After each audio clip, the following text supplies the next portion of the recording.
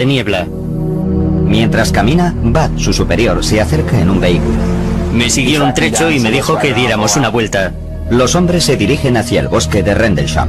De pronto, el sargento Stephens observa una extraña luz entre los árboles lejos de la carretera. Y dijo, vaya, ¿es eso normal? Yo miré hacia afuera y había un resplandor muy curioso en el bosque. Le dije, no, eso no es normal. Burroughs no las tiene todas consigo. Teníamos una sensación de peligro, de que algo no iba bien. Había diferentes luces de colores que parpadeaban intermitentemente. Alarmados, los hombres regresan apresuradamente a la base para llamar a la sala de control desde un teléfono seguro. No quieren transmitir esta información por sus emisoras de radio. Ante la insistencia de Burroughs, la llamada es trasladada al control central de seguridad de la base. El comandante que está al mando envía al sargento Jim Peniston, de 26 años, al lugar. Peniston es policía de seguridad de las Fuerzas Aéreas desde hace 7 años. Me dijeron que tenía que acudir a la entrada sur porque había un problema. Yo pregunté qué tipo de problema y él me dijo, prefiero que el vigilante que está allí se lo cuente. Y yo respondí, bueno, ¿no puede esperar? No, tiene que ir allí inmediatamente. En pocos minutos, Peniston y su chofer llegan a la entrada este. Burroughs y Stephens dirigen su atención hacia el bosque. Vi unas luces multicolores, amarillas y rojas. Estarían a unos 200 o 300 metros. A simple vista parecía que se había estrellado un avión. Ese color tiene el titanio y el carburante cuando arden. Peniston vuelve a llamar a Seguridad Central y obtiene permiso para investigar un posible accidente de aviación. Si se trataba de un accidente, podíamos acudir a prestar ayuda y establecer un cordón de seguridad. Siguiendo el procedimiento habitual, el sargento Peniston intenta recopilar toda la información de Bud Stephens. Yo le pregunté, bueno, ¿has oído cómo se ha estrellado, Bud? Y él me dijo, no, no se ha estrellado, ha aterrizado. Stephens está demasiado asustado para colaborar en la investigación. Regresa a su puesto mientras Burroughs y Peniston continúan sin él. Poco después, salen rápidamente con el chofer y se dirigen hacia la misteriosa luz. Cuando la espesura les impide avanzar con el vehículo, Burroughs y Peniston siguen a pie. Caminan unos 50 metros y perciben fuertes interferencias en sus radios. Cuanto más nos adentrábamos en el bosque, más interferencias había y más nos costaba mantener el contacto. De pronto, el sargento Peniston nota una descarga eléctrica en el aire. No era la primera vez que estaba en una situación apurada y ya conocía esa sensación de adrenalina. Pero esto era algo diferente. Se notaba en la ropa, en la cara, en el pelo. Cuanto más se acercan a la luz, menos parece un accidente. No olía a humo. Estaba demasiado tranquilo. Tan solo parecía una bola de luz. Llegamos hasta un claro del bosque y allí estaba. Era como una luz brillante que iluminaba toda la zona. Era casi cegadora. El sargento Peniston se acerca a casi 1 metro del objeto y la luz se apaga un poco. Mientras su vista se adapta a la iluminación, le cuesta comprender lo que está viendo. Me considero una persona racional. Quería una explicación racional a lo que estaba pasando, pero no la encontraba. Peniston saca unas fotografías con su cámara militar. El objeto tenía forma triangular, mediría unos 3 metros de ancho y 2,5 de alto. No podía distinguir la parte trasera de la delantera. No tenía motores por ninguna parte, ni cabina de piloto, ni nada por el estilo. El exterior del objeto era completamente liso. Entonces da una vuelta alrededor del objeto y apunta su descripción en un cuaderno. Estas son las notas que escribió aquella noche. Superficie de tipo desconocido. Identidad desconocida. No presenta tren de aterrizaje. No emite ningún sonido, pero parece estar en funcionamiento. La letra de Peniston cambia apreciablemente al acercarse al objeto. Tenía problemas para describir el objeto. No paraba de decir desconocido. Hasta tengo problemas para entrever lo que apunté aquí. Cuando se acerca lo suficiente, extiende la mano y toca el objeto. El material del objeto era liso, como el cristal. Era cálido al tacto, pero no caliente. No había luces sobre la superficie. De alguna forma formaba parte del material del objeto. En la parte frontal del objeto, Peniston observa unos extraños símbolos. También los copia en su cuaderno. Eran como unas marcas. No eran números ni escritura.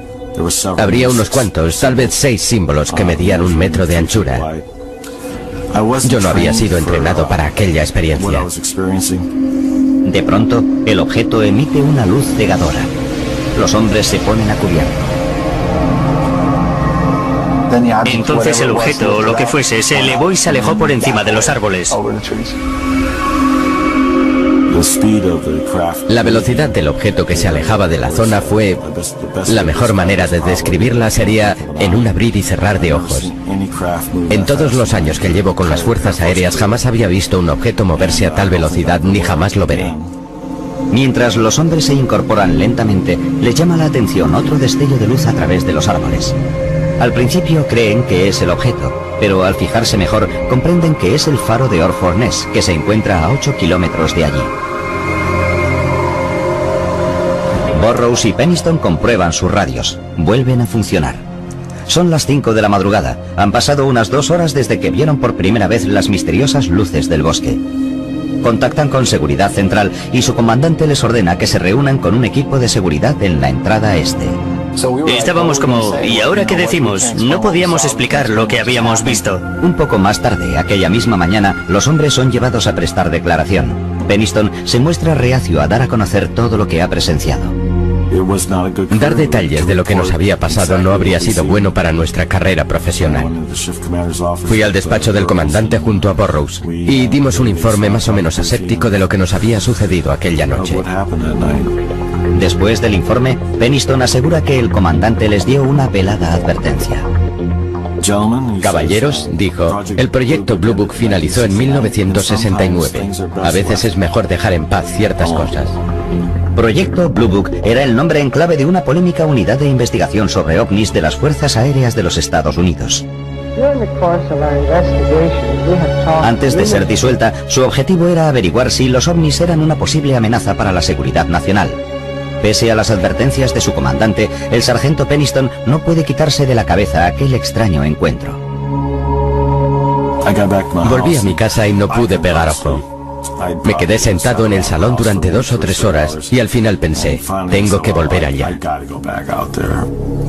Regresa al lugar provisto de una cantidad de yeso blanco. Su idea consiste en tomar moldes de cualquier rastro dejado por el objeto. No estaba dispuesto a marcharme de allí sin obtener respuesta, quería algo tangible. Detecta 3 huellas circulares en posición simétrica sobre el terreno. Tienen varios centímetros de profundidad y están a 3 metros de distancia. La distancia de separación entre las huellas era idéntica. Tendrían entre 5 y 7 centímetros de grosor. Estos son los moldes elaborados por Penniston un día después de los hechos. Está convencido de que son las marcas dejadas por el objeto al aterrizar sobre el terreno. Decide no mostrárselas a sus superiores. Junto con sus anotaciones y el carrete de fotos, el sargento dispone de 3 moldes de yeso para avalar su relato. Pero las pruebas físicas de Penniston no resuelven el misterio de Rendlesham. Tan solo 2 noches después, el ovni regresa. Esta vez, el comandante adjunto de la base realiza un informe espeluznante sobre su propio encuentro.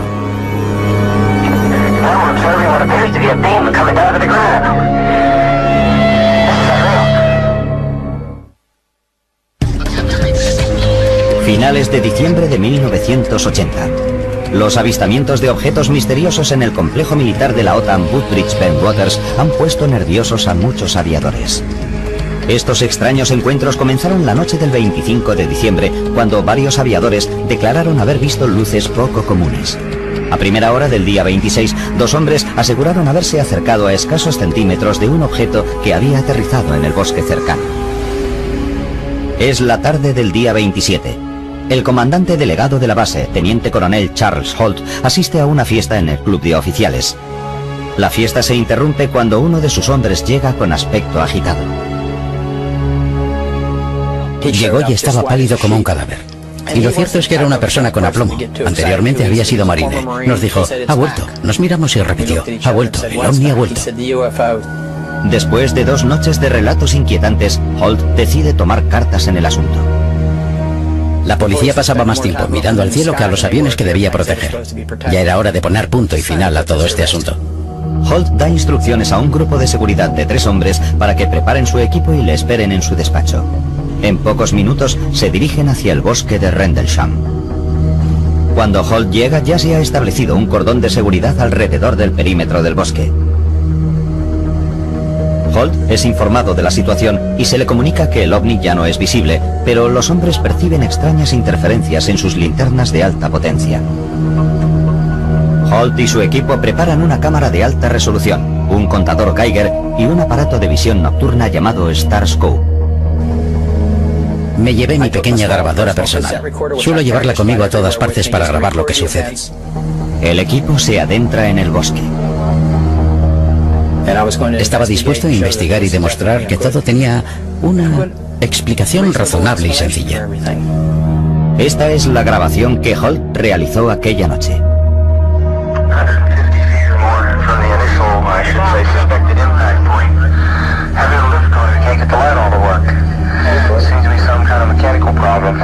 Aparte de los problemas con las linternas, el equipo de Holt se tropieza con el mismo tipo de interferencias de radio percibidas por Burroughs y Penniston la noche anterior. Están caminando por la zona donde Burroughs y Penniston aseguran haber visto el misterioso objeto cuando Holt repara en varias grietas en el tronco de algunos árboles. Es como si hubieran sido golpeados por un objeto grande. Holt ordena a uno de sus hombres que tome fotografías. Tomó varias fotos de las melladuras de los árboles. Sacó un montón de fotos seguidas. El contador Geiger comienza a registrar altos niveles de radiación, pero solo en las zonas que bordean el presunto lugar de aterrizaje.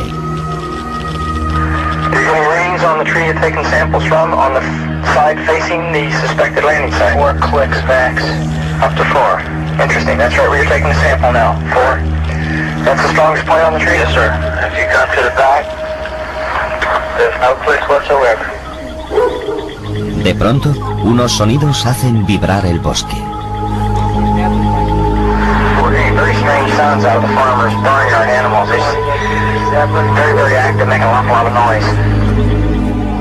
Los animales del bosque estaban muy excitados. Metían mucho ruido. Y los animales de una granja que estaba cerca de allí también parecían muy nerviosos. Uno de sus hombres señala hacia una luz que brilla desde lejos. Con su grabadora en marcha, Holt recoge cada instante de este suceso.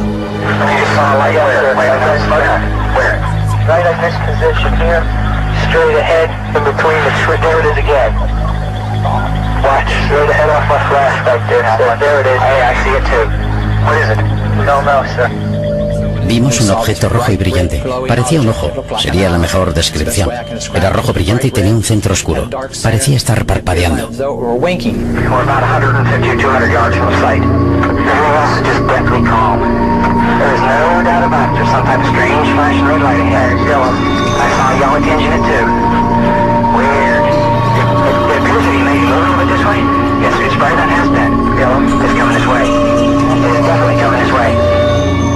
Se movía entre los árboles horizontalmente, pero también verticalmente.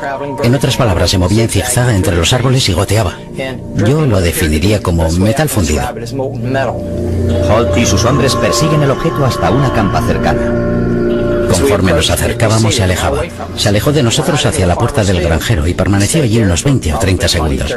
Tal vez un poco más.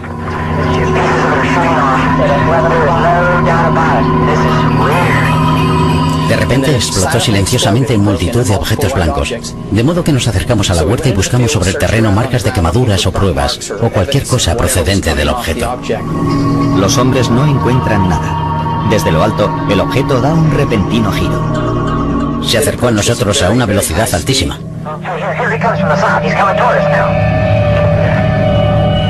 Se detuvo sobre nuestras cabezas y nos envió un rayo. Yo lo definiría como un rayo láser.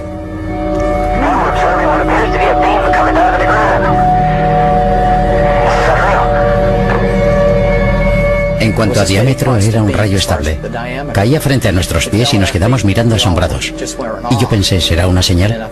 ¿Será una advertencia? ¿Nos estará amenazando?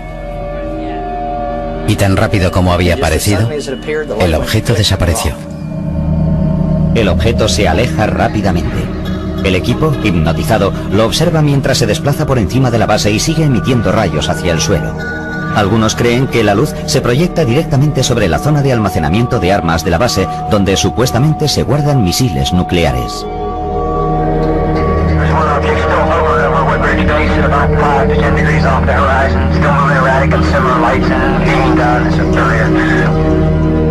En este momento la cinta de la grabadora se acaba.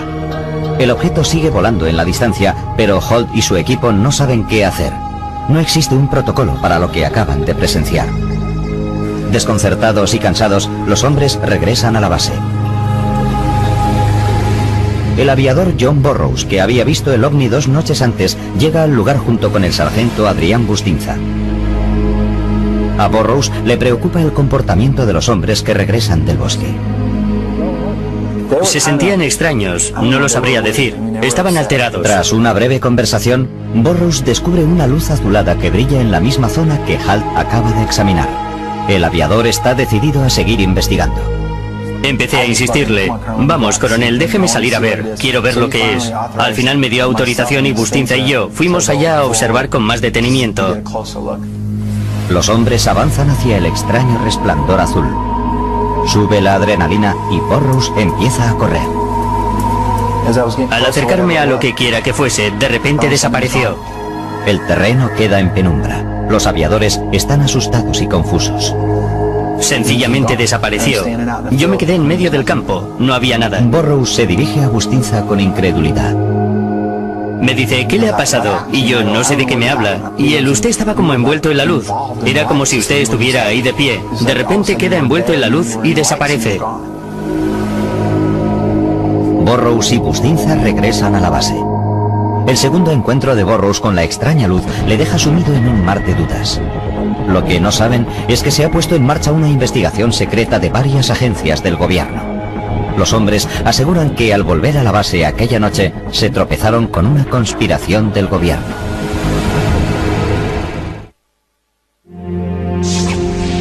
Enero de 1981. En las bases aéreas de Woodbridge Ben Waters, al este de Inglaterra, se disparan los rumores tras el misterioso avistamiento de ovnis por parte del personal militar norteamericano destacado allí. Muchos de ellos llevaban años de servicio. Eran testigos muy bien entrenados. No es que hubieran aparecido la víspera así como así. La consiguiente investigación militar sigue siendo motivo de polémica hoy en día. Aquellos que aseguraron haber visto el ovni creen que los militares estaban más interesados en controlar el daño que en saber la verdad. Lo que hizo nuestro gobierno a estas personas por mantener la discreción es vergonzoso. Según estos aviadores, pronto se convirtieron en parte involuntaria de una coartada del gobierno. Al principio, la investigación se realiza siguiendo el procedimiento militar habitual. El comandante delegado de la base, Charles Holt, que también fue testigo, comienza a tomar declaración a los hombres que aseguraron haber visto el objeto. No tenía otra opción. No podía pasarlo por alto. Había demasiados testigos y demasiada gente en diferentes lugares. John Burroughs, que vio el ovni las 2 noches, asegura que su entrevista no deja lugar a dudas. Tomó nuestras declaraciones, las miró y dijo, esto es una locura. No hay explicación para lo que ha sucedido. Y en eso quedó. Otros, como el sargento Jim Penniston, dicen que después de su reunión con Holt, comenzó otro largo e inquietante proceso. 2 semanas después de su entrevista inicial, Penniston es convocado para prestar otra declaración. Esta vez, ante un grupo de investigadores de alto nivel, el OIE. El OIE es la Oficina de Investigaciones Especiales, o por decirlo de otra manera, la policía secreta. Están ahí para controlar las fuerzas aéreas norteamericanas. Pueden entrar en el despacho de un general e incluso arrestarlo. Tanto es el poder que tienen. Cuando Penniston entra en la sala, el ambiente es hostil. Comienza a declarar y muestra a los investigadores los bocetos y anotaciones de su encuentro. Según Penniston, el resto de la entrevista fue turbio. Al día de hoy, le cuesta recordar con exactitud las tácticas que utilizó el OIE para sacarle la información. Tomaron medidas extraordinarias para asegurarse de que estaba diciendo la verdad. Me pusieron pentotal sódico. Estoy seguro de que se lo permití.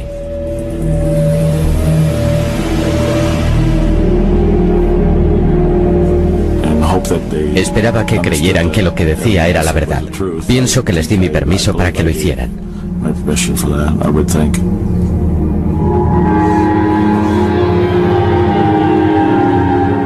Para Peniston, la investigación militar emprende un giro más siniestro cuando convocan a más hombres para ser interrogados. Poco después de los hechos, el sargento Adrián Bustinza, que había acompañado a John Burroughs al campo, es conducido a una habitación en el sótano de la base para ser interrogado. Incluso hoy, Bustinza se niega a hablar públicamente sobre los sucesos de aquella noche. Pero la escritora Georgina Bruni asegura que posteriormente le hizo varias confidencias.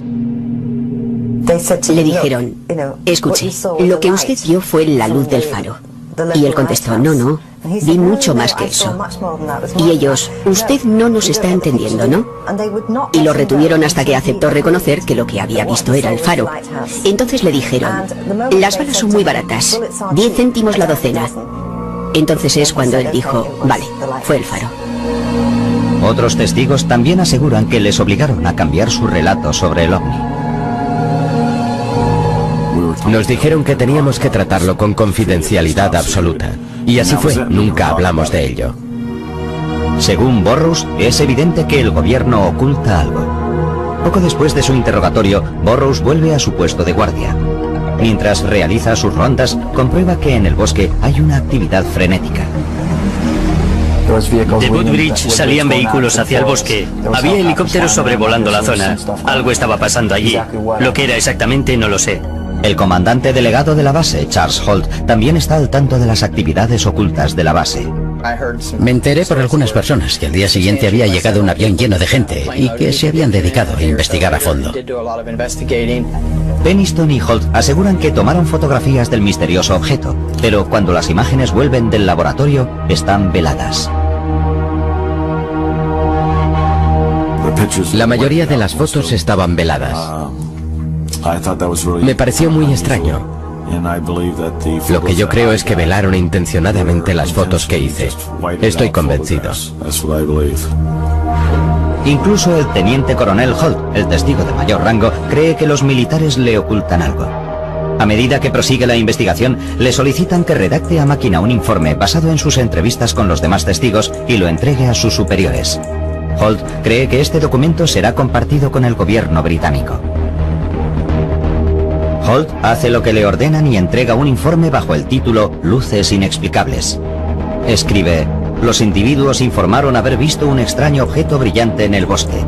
El objeto fue descrito como de apariencia metálica y de forma triangular. No es un informe definitivo. Muchos de los detalles faltan o son incorrectos y las descripciones a veces son vagas.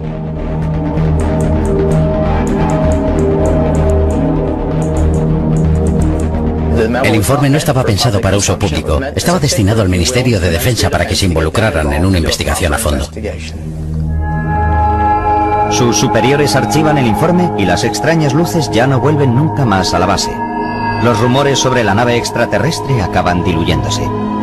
Durante 3 años el público no tiene ningún conocimiento de lo que sucedió en las bases aéreas. Pero en 1983 aparece un nuevo testigo con sorprendentes declaraciones acerca de un encuentro con un ovni. El misterio de Rendlesham se vuelve más profundo.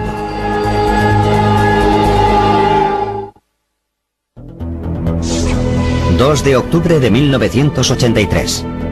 El periódico británico News of the World arrasa en kioscos con el titular «OVNI aterriza en Suffolk y es oficial».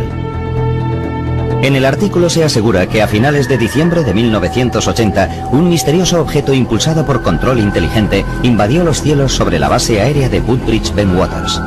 Pero lo más fascinante es que ofrece una prueba escrita, un informe oficial del gobierno que confirma los supuestos avistamientos. El documento había sido redactado por uno de los hombres que observaron el misterioso objeto, el comandante delegado de la base, Charles Holt. Emisoras de radio, cadenas de televisión, incluso la alemana y la japonesa. La zona estaba invadida por gente que quería conocer el verdadero relato. Desde aquel momento, toda la prensa del Reino Unido se hizo eco de esta historia durante una semana. El informe, titulado Luces Inexplicables, ofrece una breve descripción de los encuentros de finales de diciembre.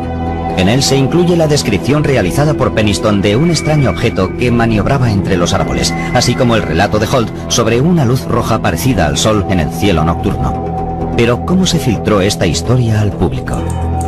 El documento, conocido como Informe Holt, salió a la luz a través de Larry Warren, un antiguo policía de seguridad de Waters. Su explicación es contundente. Quise forzar la situación para que se supiera todo. Él fue quien sacó a la luz pública este asunto. Fue a cuenta de la Ley de Libertad de Prensa que se desclasificó el llamado Informe Holt. Se divulgó esta información concreta. Y en cuanto se conoció aquel papel, ya no hubo forma de pararlo. Warren recibió por igual elogios y críticas por su franqueza. La historia que cuenta empieza como otras, pero el final es bastante más extraño. A finales de 1980, Warren era un policía de seguridad de 19 años destinado en Bentwaters. Según Warren, tras la medianoche del 29 de diciembre fue relevado del puesto y le ordenaron ayudar al coronel Holt en su investigación. Al llegar al claro del bosque, observa un grupo de militares que rodean un objeto brillante. El objeto estaba posado en el terreno. Parecía de una película de ciencia ficción, pero había algo vivo en ello. No tenía puertas ni ventanas. Era un objeto que cambiaba continuamente. Al acercarse a pocos metros del objeto, Warren dice que presenció una visión extraordinaria. Había varios oficiales y aviadores de cara al objeto y 3 pequeños seres brillantes de pie en la luz. Lo que él y los demás hombres observan en las cercanías son 3 figuras humanoides. Eran figuras independientes y daba la impresión de que fueran niños. Warren se da cuenta de que el oficial más antiguo empieza a comunicarse con los seres. Los cargos más antiguos parecían estar siguiendo un protocolo. Era como un procedimiento habitual. Warren es arrastrado lejos de la zona. No se le ofrece ninguna explicación de lo que acaba de ver. Al día siguiente, según sus palabras, es conducido a una sala con otros testigos para declarar. Recuerda un proyector de cine y 3 hombres trajeados. Nos mostraron varias películas de actividad militar ovni. Me imagino que serían de los años 40. Al igual que los demás testigos, Warren dice que cuanto más avanza el interrogatorio, más confusos son sus recuerdos. Lo siguiente que sucedió es como una serie de imágenes sin sentido. Warren recuerda que fue llevado contra su voluntad por unos hombres vestidos de negro que lo condujeron a un lugar subterráneo de la base. Recuerdo que me colocaron sobre una mesa. Había gente que me hablaba. Detrás había médicos y gente de las fuerzas aéreas. Tengo la imagen de una especie de cantina. Yo intentaba comer algo y estaba solo a la mesa. Son imágenes. Me las podrían haber implantado en la cabeza. Warren dice no saber si sus recuerdos son verdaderos o si aquellas imágenes le fueron implantadas por investigadores militares para confundirlo y distraerle de lo que realmente sucedió. Tras conocerse los sucesos de Rendlesham, las acusaciones de Warren ponen furiosos a otros testigos. Estos aviadores y oficiales exigen saber la verdad, pero el relato de Warren tiene muy poca coherencia. Todo esto nos sentó mal. Son unos hechos que realmente sucedieron, pero lo que él describió no se ajustaba a la realidad. Divulgar este tipo de detalles extremos era injusto respecto a la gente que estaba involucrada. Parte de estos hechos sí se corresponden con el relato de otros testigos presenciales. Warren, al igual que Charles Holt y Jim Pennington, recuerda haber visto un objeto reluciente en un claro del bosque de Rendlesham después de las Navidades de 1980. Pero Larry Warren es el único aviador que asegura haber visto formas de vida alienígenas. Otro problema que presenta la versión de Warren es que nadie recuerda haberle visto en el bosque la noche en cuestión. Nadie recuerda que estuviera allí aquella noche, ninguno. He hablado con todos los que tomaron parte, incluso los que se mantuvieron al margen, y nadie recuerda haber visto a Warren en ningún lugar, salvo en la base, entrenando. Warren se mantiene firme en sus convicciones. Jamás me ha importado mi papel en todo esto. Nunca he representado intencionadamente nada, ni he mentido, ni he intentado obtener algo de forma injusta. Las contradicciones que rodean el caso Rendlesham han sido frustrantes para los investigadores de ovnis. Hay muchos testigos fiables, pilotos entrenados para ser buenos observadores y permanecer tranquilos en situaciones extremas, pero las discrepancias entre sus versiones son demasiado llamativas. En los años siguientes, los investigadores luchan por desentrañar el misterio. En 2002, unos documentos desclasificados del gobierno arrojan nueva luz sobre aquellos misteriosos sucesos del bosque de Rendlesham.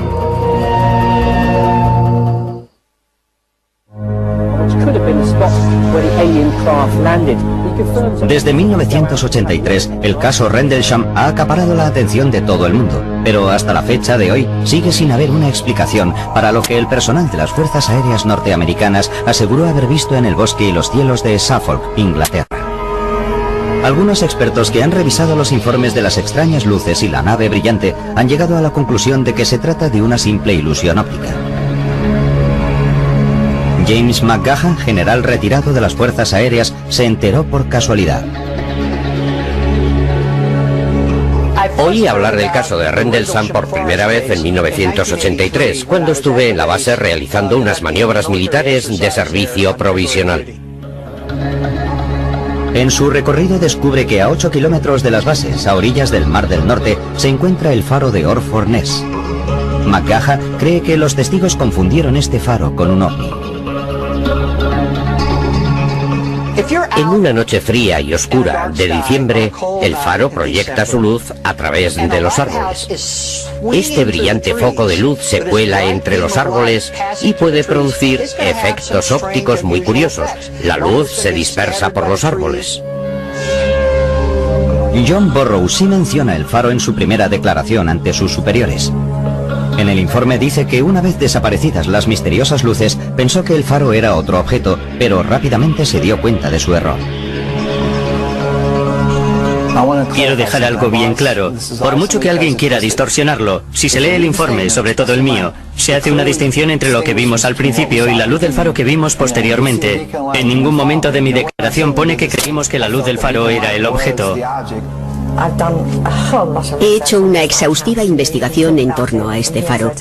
Podríamos pasar horas discutiéndolo, pero es imposible que la luz de un faro viaje 8 kilómetros entre los árboles y lance rayos sobre el suelo. Definitivamente, no pudo ser el faro.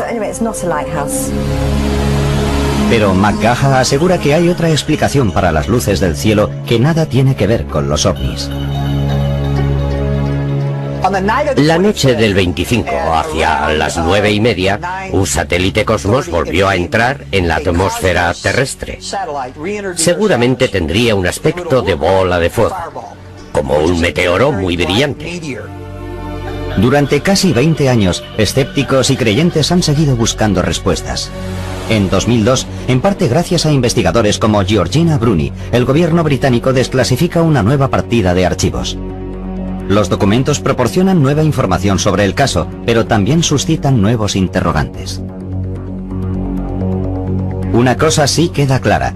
El gobierno británico investigó los misteriosos avistamientos en 1981.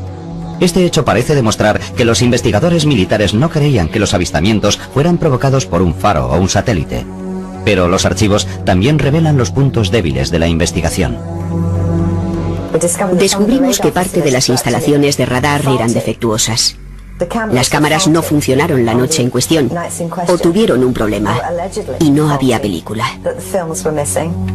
Entonces los investigadores basaron sus pesquisas en el informe escrito original del teniente coronel Charles Holt. En su documento declara que el primer suceso ocurrió el 27 de diciembre, pero en realidad los avistamientos empezaron el 25 de diciembre. El error de Holt ha provocado que los investigadores examinaran las noches equivocadas durante 20 años.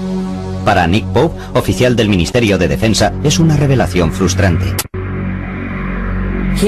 Posiblemente se trataba del suceso ovni más importante que había tenido lugar jamás en suelo británico. Pero no solo las fechas estaban mal, se había perdido un tiempo precioso. Por otra parte, se han apartado muchos de los archivos desclasificados en 2002. Los investigadores confían en que los gobiernos británico y estadounidense faciliten más información, incluyendo las fotografías sacadas por el personal de las Fuerzas Aéreas la noche de los avistamientos. Estas son las únicas imágenes que quedan de la investigación. Muestran a las autoridades examinando el supuesto lugar de aterrizaje, pero no hay rastro de objetos extraños. La postura oficial de las Fuerzas Aéreas norteamericanas es que los sucesos no suponen una amenaza para la seguridad nacional. Para muchos, esta afirmación no es cierta. En la base se guardaban armas nucleares. Los informes de naves no identificadas tendrían que haber despertado la alarma entre los militares. Hubo algunos objetos que sobrevolaron la zona de almacenamiento de armas y proyectaron luces sobre el terreno. ¿Eso no es importante para defensa? Los escépticos se hacen la misma pregunta, pero en sus mentes retumba la respuesta de los militares. Los ovnis no visitaron el bosque de Rendlesham. Esto sucedió durante la Guerra Fría. Hay que comprender que la seguridad en las bases era bastante estricta. Cualquier cosa que pudiera suceder cerca de la línea de vuelo, donde se mantenían aeronaves de enorme valor táctico y económico, o en zonas de almacenamiento de armas, habría desencadenado una reacción inmediata en toda la base. Todo el mundo se habría levantado para responder a algo así, y desde luego eso no sucedió. Incluso Charles Holt, el comandante delegado, se siente frustrado en su búsqueda de respuestas. Sigo insistiéndole al jefe de escuadrón Morland, el oficial de enlace británico, para que me dé una respuesta. ¿Es que a nadie le interesa? Tengo la sensación de que es un asunto que han dejado abandonado, sin que nadie se haga cargo de ello. A pesar de que ellos siguen presionando al gobierno para que facilite más información, algunos investigadores creen que los archivos que faltan y los primeros errores cometidos en la investigación militar pueden hacer que el misterio de Rendlesham permanezca sin resolver. Esto es así en cualquier investigación. Si no se aprovechan las primeras 24 horas para recabar toda la información, las posibilidades de éxito se reducen rápidamente. El problema del incidente de Rendlesham es que se produjo durante el periodo navideño. Buena parte del personal de la base estaba de vacaciones. Creo que hubo un vacío en la toma de decisión. Para los hombres involucrados en el caso Rendlesham, la información recientemente desclasificada no es suficiente para dar carpetazo al asunto. Por ahora, poseen las escasas y misteriosas pruebas que quedan de su extraño descubrimiento. Los moldes y dibujos de Peniston, la grabación de Holt,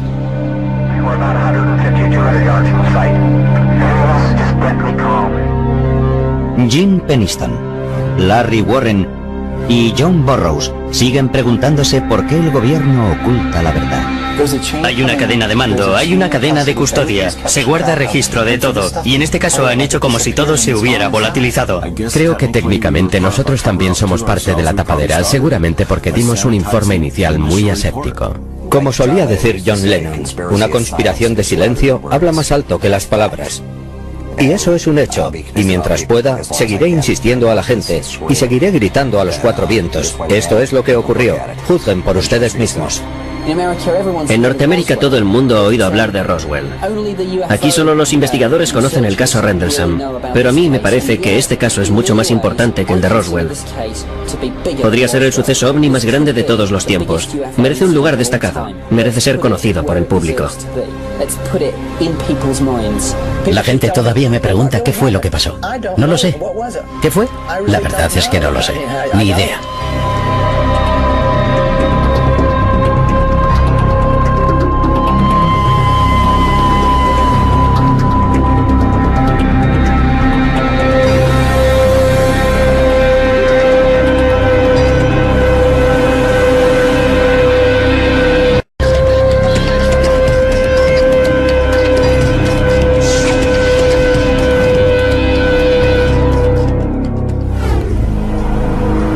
Durante más de 20 años, un puñado de empleados de las Fuerzas Aéreas norteamericanas ha vivido bajo las repercusiones de un hecho que tuvo lugar en el bosque de Rendlesham, cerca de la base de Suffolk, Inglaterra. Ellos aseguran que en 1980, durante 2 noches, experimentaron un encuentro muy cercano con un objeto no identificado. Su relato hace que el suceso de Rendlesham sea uno de los más detallados y mejor documentados hasta la fecha. Estos testigos también afirman que el gobierno abrió una investigación y después intentó taparla. Este suceso tiene espeluznantes similitudes con un avistamiento producido casi 33 años antes, cuando una supuesta nave extraterrestre se estrelló cerca de una base militar de Roswell, Nuevo México. Ambos relatos están avalados por testimonios oculares de respetados oficiales, investigaciones del gobierno y documentos y pruebas clasificadas. Fue como el Santo Grial. Desde luego es el caso de ovnis más famoso de Gran Bretaña. No cabe ninguna duda. Es el Roswell británico.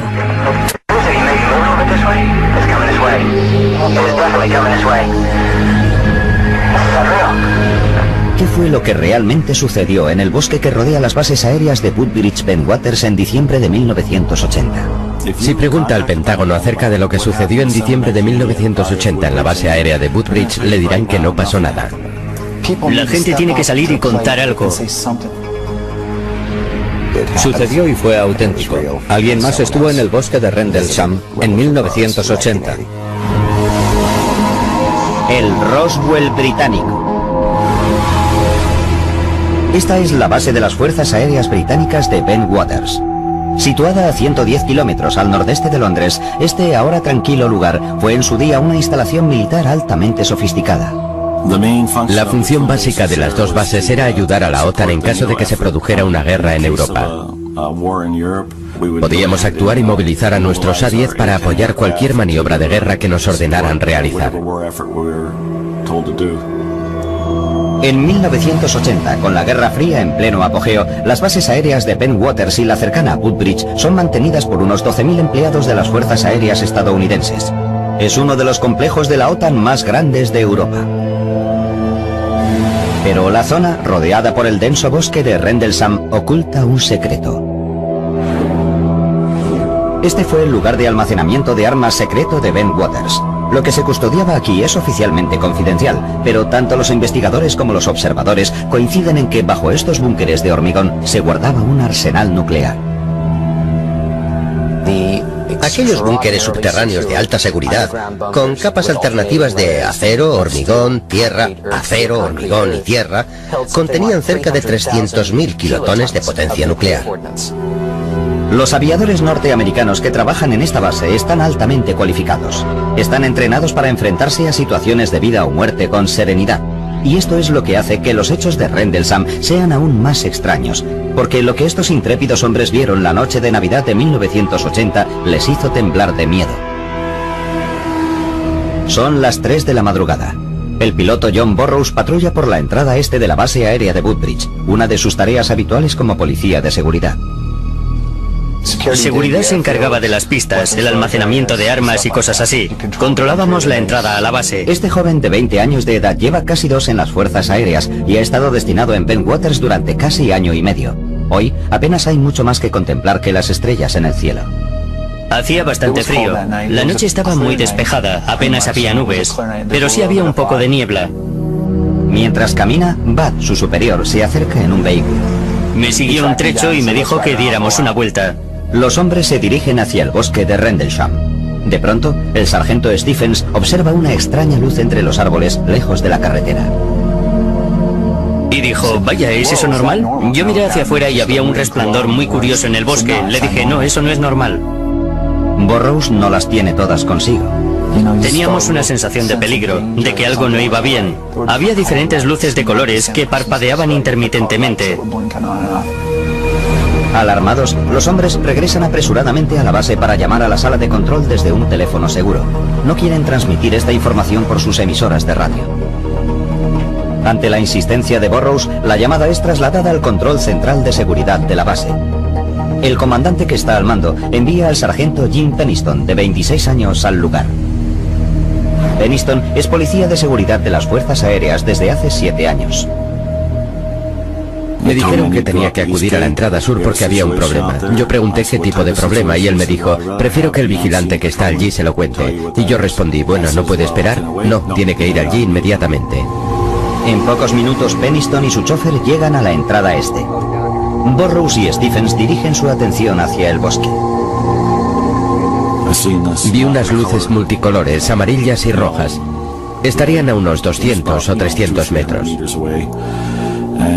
A simple vista parecía que se había estrellado un avión. Ese color tiene el titanio y el carburante cuando arden. Peniston vuelve a llamar a Seguridad Central y obtiene permiso para investigar un posible accidente de aviación.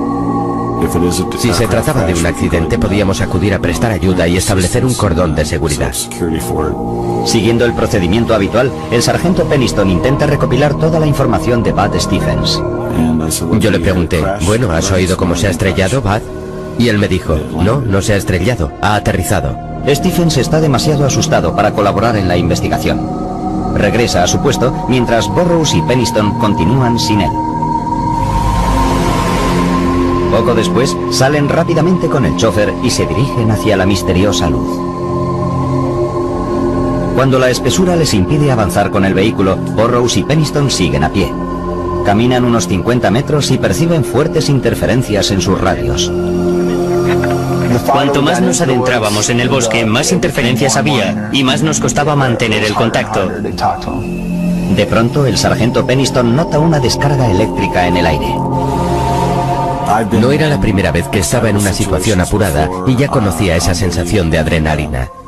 Pero esto era algo diferente. Se notaba en la ropa, en la cara, en el pelo. Cuanto más se acercan a la luz, menos parece un accidente. No olía a humo. Estaba demasiado tranquilo. Tan solo parecía una bola de luz. Llegamos hasta un claro del bosque y allí estaba. Era como una luz brillante que iluminaba toda la zona. Era casi cegadora. El sargento Peniston se acerca a casi 1 metro del objeto y la luz se apaga un poco.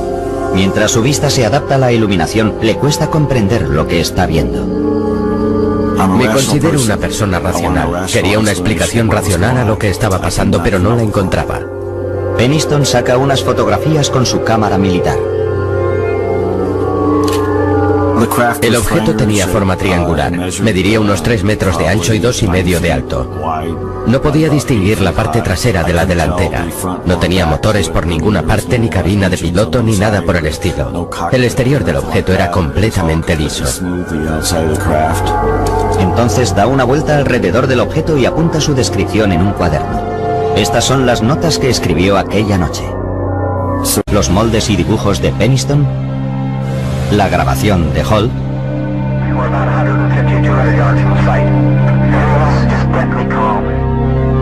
Jim Peniston, Larry Warren y John Burroughs siguen preguntándose por qué el gobierno oculta la verdad. Hay una cadena de mando, hay una cadena de custodia, se guarda registro de todo, y en este caso han hecho como si todo se hubiera volatilizado. Creo que técnicamente nosotros también somos parte de la tapadera, seguramente porque dimos un informe inicial muy aséptico. Como solía decir John Lennon, una conspiración de silencio habla más alto que las palabras. Y eso es un hecho, y mientras pueda, seguiré insistiendo a la gente, y seguiré gritando a los 4 vientos. Esto es lo que ocurrió. Juzguen por ustedes mismos. En Norteamérica todo el mundo ha oído hablar de Roswell. Aquí solo los investigadores conocen el caso Rendlesham, pero a mí me parece que este caso es mucho más importante que el de Roswell. Podría ser el suceso ovni más grande de todos los tiempos. Merece un lugar destacado. Merece ser conocido por el público. La gente todavía me pregunta qué fue lo que pasó. No lo sé. ¿Qué fue? La verdad es que no lo sé. Ni idea.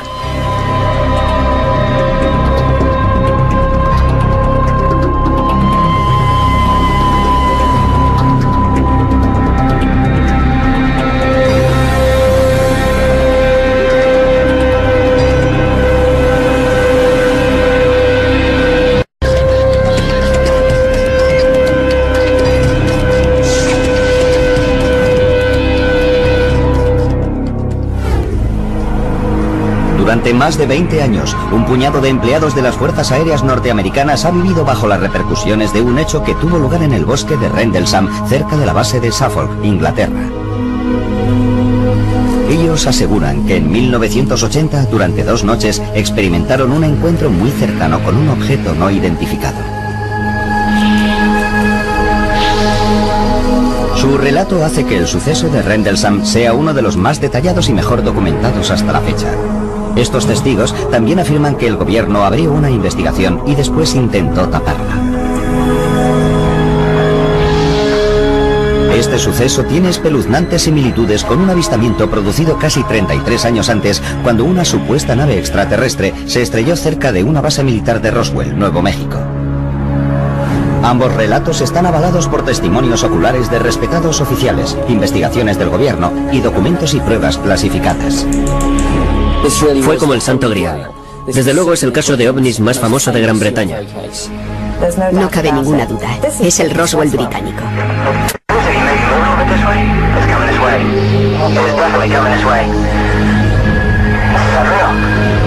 ¿Qué fue lo que realmente sucedió en el bosque que rodea las bases aéreas de Woodbridge Bentwaters en diciembre de 1980? Si pregunta al Pentágono acerca de lo que sucedió en diciembre de 1980 en la base aérea de Woodbridge, le dirán que no pasó nada. La gente tiene que salir y contar algo. Sucedió y fue auténtico. Alguien más estuvo en el bosque de Rendlesham en 1980. El Roswell británico.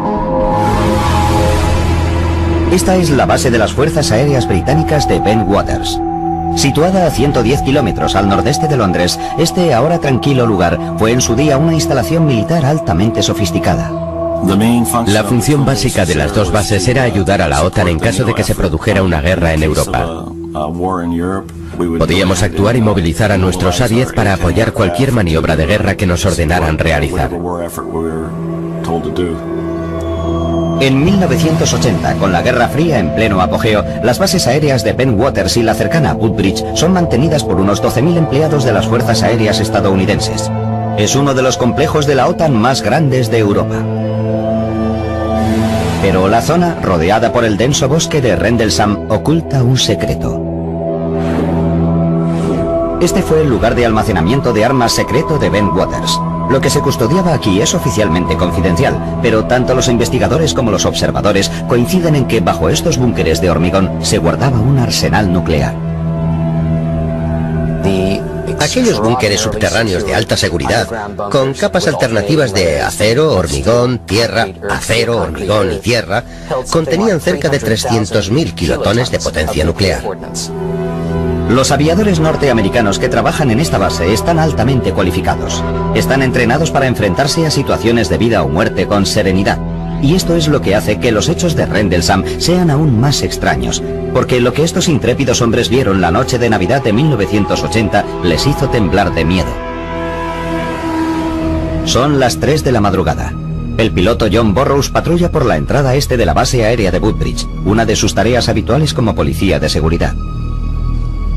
Seguridad se encargaba de las pistas, el almacenamiento de armas y cosas así. Controlábamos la entrada a la base. Este joven de 20 años de edad lleva casi 2 en las Fuerzas Aéreas y ha estado destinado en Bentwaters durante casi año y medio.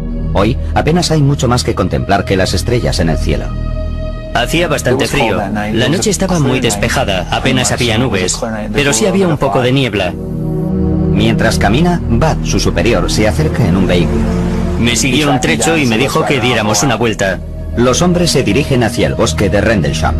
De pronto, el sargento Stephens observa una extraña luz entre los árboles lejos de la carretera. Y dijo, vaya, ¿es eso normal? Yo miré hacia afuera y había un resplandor muy curioso en el bosque. Le dije, no, eso no es normal. Burroughs no las tiene todas consigo. Teníamos una sensación de peligro, de que algo no iba bien. Había diferentes luces de colores que parpadeaban intermitentemente. Alarmados, los hombres regresan apresuradamente a la base para llamar a la sala de control desde un teléfono seguro. No quieren transmitir esta información por sus emisoras de radio. Ante la insistencia de Burroughs, la llamada es trasladada al control central de seguridad de la base. El comandante que está al mando envía al sargento Jim Penniston, de 26 años, al lugar. Penniston es policía de seguridad de las Fuerzas Aéreas desde hace 7 años. Me dijeron que tenía que acudir a la entrada sur porque había un problema. Yo pregunté qué tipo de problema y él me dijo, prefiero que el vigilante que está allí se lo cuente. Y yo respondí, bueno, ¿no puede esperar? No, tiene que ir allí inmediatamente. En pocos minutos, Penniston y su chofer llegan a la entrada este. Burroughs y Stephens dirigen su atención hacia el bosque. Vi unas luces multicolores, amarillas y rojas. Estarían a unos 200 o 300 metros. A simple vista parecía que se había estrellado un avión. Ese color tiene el titanio y el carburante cuando arden. Penniston vuelve a llamar a Seguridad Central y obtiene permiso para investigar un posible accidente de aviación. Si se trataba de un accidente, podíamos acudir a prestar ayuda y establecer un cordón de seguridad. Siguiendo el procedimiento habitual, el sargento Penniston intenta recopilar toda la información de Bud Stephens. Yo le pregunté, bueno, ¿has oído cómo se ha estrellado, Bud? Y él me dijo, no se ha estrellado, ha aterrizado. Stephens está demasiado asustado para colaborar en la investigación. Regresa a su puesto mientras Burroughs y Penniston continúan sin él. Poco después, salen rápidamente con el chofer y se dirigen hacia la misteriosa luz. Cuando la espesura les impide avanzar con el vehículo, Burroughs y Penniston siguen a pie. Caminan unos 50 metros y perciben fuertes interferencias en sus radios. Cuanto más nos adentrábamos en el bosque, más interferencias había y más nos costaba mantener el contacto. De pronto, el sargento Penniston nota una descarga eléctrica en el aire. No era la primera vez que estaba en una situación apurada y ya conocía esa sensación de adrenalina. Pero esto era algo diferente. Se notaba en la ropa, en la cara, en el pelo. Cuanto más se acercan a la luz, menos parece un accidente. No olía a humo. Estaba demasiado tranquilo. Tan solo parecía una bola de luz. Llegamos hasta un claro del bosque y allí estaba. Era como una luz brillante que iluminaba toda la zona. Era casi cegadora. El sargento Peniston se acerca a casi 1 metro del objeto y la luz se apaga un poco. Mientras su vista se adapta a la iluminación, le cuesta comprender lo que está viendo. Me considero una persona racional. Quería una explicación racional a lo que estaba pasando, pero no la encontraba. Peniston saca unas fotografías con su cámara militar. El objeto tenía forma triangular.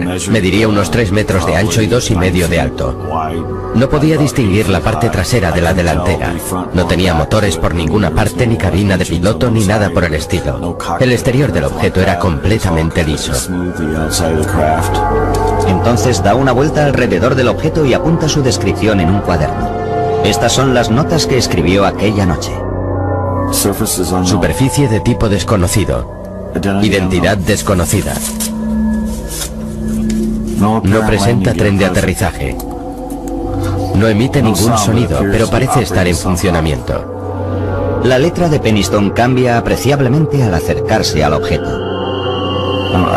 Tenía problemas para describir el objeto. No paraba de decir desconocido. Hasta tengo problemas para entrever lo que apunté aquí. Cuando se acerca lo suficiente, extiende la mano y toca el objeto. El material del objeto era liso, como el cristal. Era cálido al tacto, pero no caliente. No había luces sobre la superficie. De alguna forma formaba parte del material del objeto. En la parte frontal del objeto, Peniston observa unos extraños símbolos. También los copia en su cuaderno. Eran como unas marcas. No eran números ni escritura.